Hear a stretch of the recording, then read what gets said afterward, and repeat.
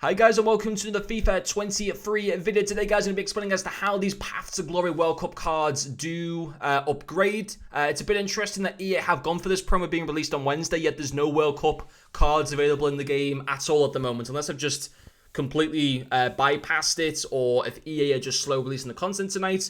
There's no players in packs, which I didn't expect it to be the case. I think that will come on Friday.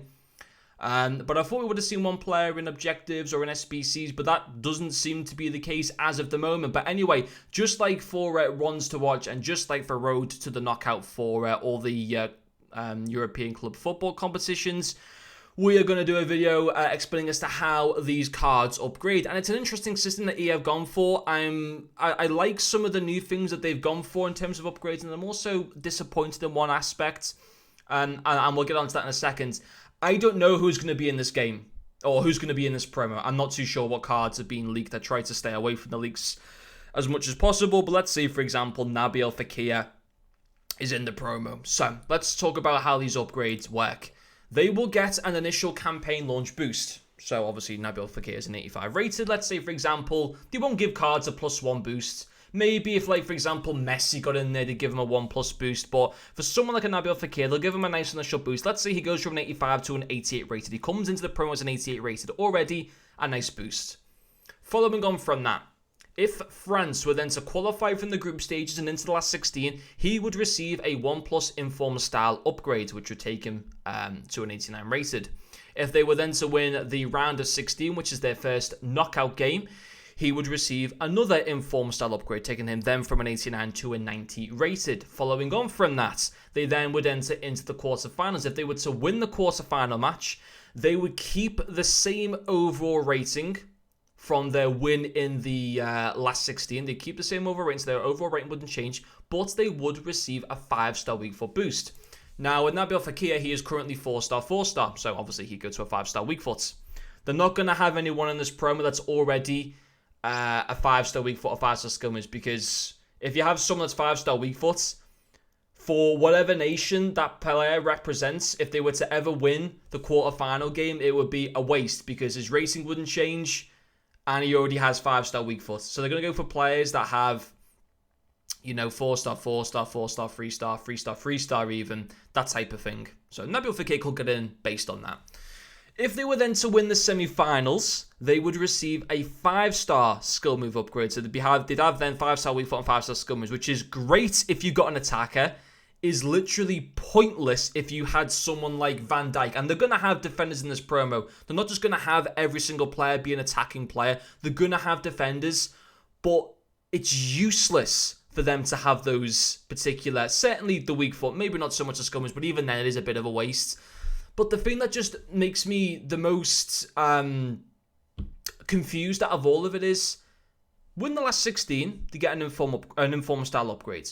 Win the quarterfinal, keep the same rating as from winning their last 16 match, but they get a 5-star weak foot upgrade. Win the semi-finals and qualify for the biggest football trophy in world football possible.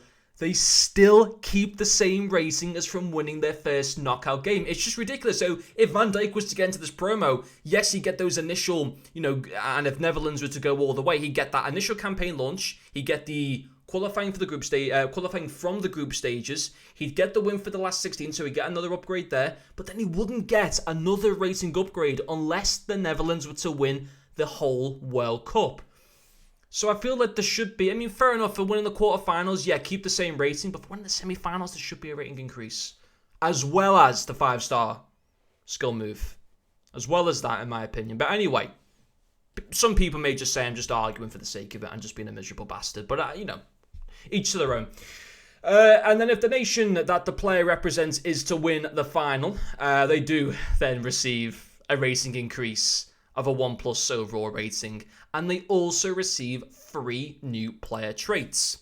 Now, with Nabil Fekir, he basically has every single useful player trait going for an attacker. Power free kick, finesse shot, flair, outside foot shots. But let's just say he didn't have finesse shot, flair, and outside foot shots, in which that case then, if France were to win the World Cup, that would be great, because then he'd be getting 3 amazing player traits to add to his card, and they're all very useful player traits, all 4 of them, in fact. The AI traits don't really have much interference at all, I don't think, really, as to how the player actually plays. But that is how the World Cup Path to Glory cards upgrades.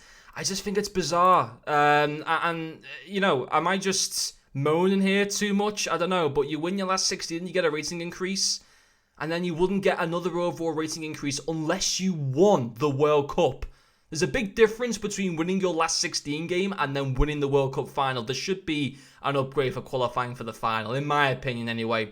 But as I said, maybe no one else is too bothered on picking that up. I mean, yeah, they're still getting an increase, but as I said before, if you've got a centre-back, those quarter-final and semi-final wins are almost pointless upgrades of a 5-star weak foot and 5-star skillers because you're not going to utilise those two things too much of a centre-back. Let's be, realistic here. So I think that's a bit stupid, but we'll just see. I still think they're going to get some nice rated cards, especially from the big nations, Brazil, Germany, France, who I think will win the World Cup. I think it will be Germany and France in the final.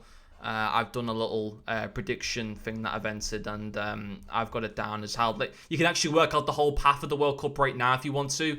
I've got England getting beat by France in the quarterfinals. I've got Japan getting into the knockout stage, with Spain going out, in my opinion, in the group stage. I've got Serbia to go through as well. But yeah, I think it's going to be an interesting promo. I just feel some of the ratings there. Yeah, the player traits one's cool, and the weak foot and skummers are going to be good for an attacker, but for a defender, not so much. But anyway, guys, any comments, leave them in the comment section. Thank you for watching, and I'll see you all later.